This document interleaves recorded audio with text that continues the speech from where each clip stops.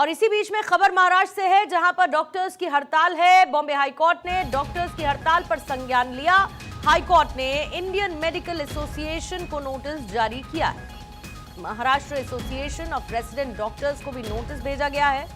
महाराष्ट्र के मेडिकल शिक्षा विभाग को नोटिस जारी किया गया है।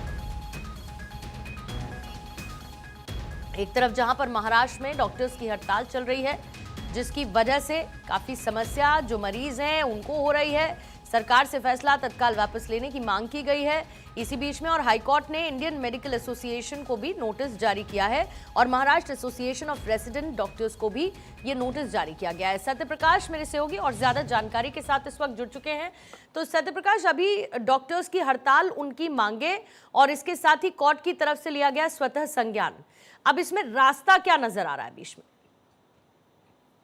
देखिए पूर्णिमा जी, मुंबई हाई कोर्ट ने आज रेसिडेंट डॉक्टरों को हड़ताल वापस लेने की हिदायत दी है और कहा है कि अगर आप हड़ताल वापस नहीं लेते हैं तो आपकी सैलरी काट ली जाएगी। हालांकि डॉक्टरों की तरफ से कहा गया कि हम किसी पेशेंट को कोई दिक्कत नहीं दे रहे हैं, बल्कि औपचारिक व्यवस्था करने के साथ साथ हम इलाज भी लोगों का कर रहे हैं।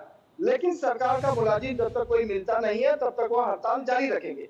लेकिन अब हाई कोर्ट के बाद रेसिडेंट डॉक्टर की तरफ से थोड़ी देर बाद एक प्रेस कॉन्फ्रेंस की जाएगी। शायद हाई कोर्ट की जो आदेश है उसका पालन करते हुए डॉक्टर हड़ताल पर वापस आ सकते हैं, लेकिन उन्हें लिखित तौर पर यह आश्वासन चाहिए कि हाई कोर्ट जो कर रही है उसको लेकर राज्य सरकार उनकी बातों को मानती है या नहीं, इस पर उनका फैसला है। थोड़ी देर बाद जब प्रेस कॉन्फ्रेंस होगी तो इसमें स्पष्ट हो जाएगा कि डॉक्टर अपनी हड़ताल वापस ले रहे हैं या नहीं।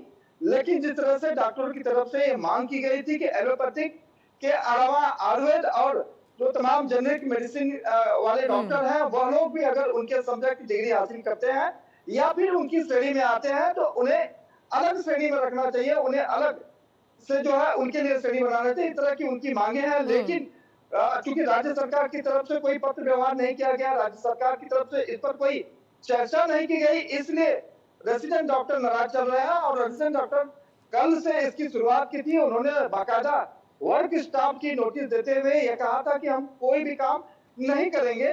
लेकिन कल ओपीडी बंद होने के बाद जब काफी मरीज वापस लौटने लगे तो डॉक्टरों की तरफ से उन्हें इमरजेंसी सेवा देना की घोषणा की गई, जिसके बाद दोपहर के बाद से इमरजेंसी सेवा भी शुरू की गई।